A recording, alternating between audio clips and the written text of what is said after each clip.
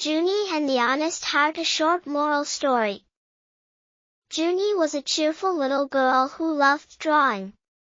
One day, her school announced an art contest, and the winner would receive a big box of paints and brushes.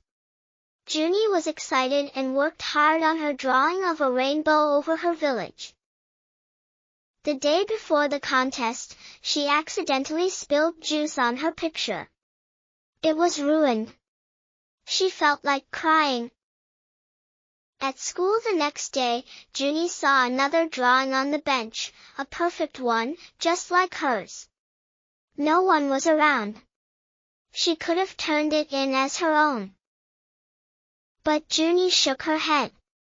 "That's not right," she whispered. Instead, she told the teacher someone left their drawing behind. Later, a shy classmate named Bella came running. "That's mine," she said, relieved. The teacher smiled.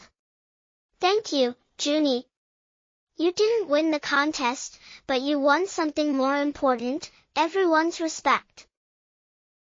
The class clapped, and Bella shared her paint set with Junie. From then on, they drew together every day. Moral: doing the right thing, even when no one is watching, shows true honesty. A kind heart is more valuable than any prize. Thank you for watching.